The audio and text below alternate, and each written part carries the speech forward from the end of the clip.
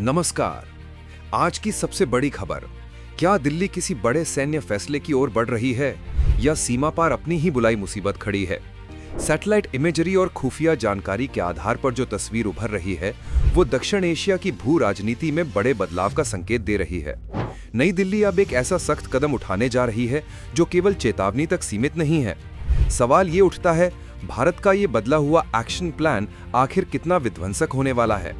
आज की रिपोर्ट में हम विश्लेषण करेंगे मौजूदा हालात, सैन्य तैयारी और अंतर्राष्ट्रीय प्रतिक्रिया का। शुरुआत करते हैं ग्राउंड जीरो से।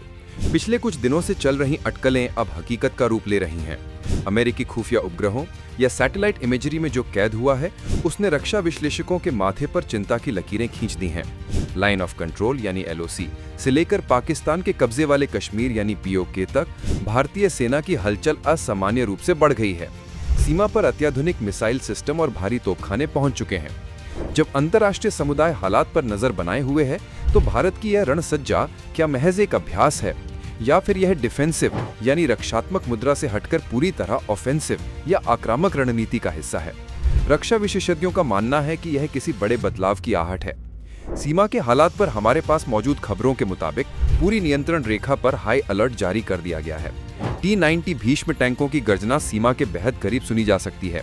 साथ ही हवाई सुरक्षा के लिए अभेद्य S-400 एयर डिफेंस सिस्टम तैनात कर दिए गए हैं। लेकिन सबसे महत्वपूर्ण खबर यह है, खुफिया रिपोर्टों के मुताबिक भारत का निशाना सीमा पार मौजूद वो लॉन्च पैड्स हैं जो LOC से करीब 7 किलोमीटर अंदर स्थित हैं। आरोप है कि इन्हीं कैंपों से घुसपैठ की साजिश रची जाती है। इस बार योजना केवल घुसपैठ रोकने की नहीं, बल्कि जमीन के नीचे बने सुरंगों के नेटवर्क और बुनियादी ढांचे को ध्वस्त करने की है। यानी समस्या की जड़ पर प्रहार करने का एक पूरा ब्लूप्रिंट तैयार है। दूसरी ओर इस्लामाबाद की प्रतिक्रिया में भी घबराहट साफ देखी जा सकती है। भारत के सख्त रुख और LOC से सटे इलाकों में अघोषित नो फ्लाइंग जोन बनने की खबरों से पाकिस्तान सेना के अंदर भी खलबली है। हवाई मार्ग से भी भारतीय वायुसेना के किसी बड़े ऑपरेशन की संभावना को खारिज नहीं किया जा सकता। रणनीतिक नजरिए से देखें तो पाकिस्तान को इस बार बहुआयामी दबाव का सामना करना पड़ सकता है। एक तरफ नियंत्रण रेखा, दूसरी तरफ अंतर्राष्ट्रीय सीमा और सबसे बड़ी खबर, अफगानिस्तान की तरफ से भी रणनीतिक घेराबंदी यानी एनसर्कलमेंट की नीति अपनाई जा सकती है। विशेष रूप से बगराम एयरबेस के पास बदलते समीकरणों ने पाकिस्तान को पीछे से भी दबाव में डाल दिया है। अब बात करते हैं कूटनीतिक समीकरणों की। इस वक्त कूटनीतिक मेज पर भारत ड्राइवर सीट पर नजर आ रहा है। रक्षा सहयोग में इजरायल की घातक ड्रोन तकनीक और रूस से समर्थन का संदेश भारत की स्थिति को और मजबूत करता है। सबसे अहम है बीजिंग की चुप्पी। अतीत में ऐसे हालात में चीन की सक्रियता दिखती थी, लेकिन इस बार चीनी विदेश मंत्रालय ने दूरी बनाए रखने के संकेत दिए हैं। वहीं तुर्की जैसे देश भी इस मौजूदा हालात में खामोश दर्शक की भूमिका में है। अंतर्राष्ट्रीय मंच पर यह कूटनीतिक अलगाव पाकिस्तान के लिए एक बड़ी चुनौती बन गया है। सेना के सूत्रों के हवाले से खबर है कि थल, वायु और नौसेना तीनों अंगों को समन्वित हमले या जॉइंट ऑपरेशन के लिए तैयार रहने को कहा गया है। दशकों से चल रही अस्थिरता और सुरक्षा चुनौतियों से निपटने के लिए यह एक निर्णायक कदम हो सकता है।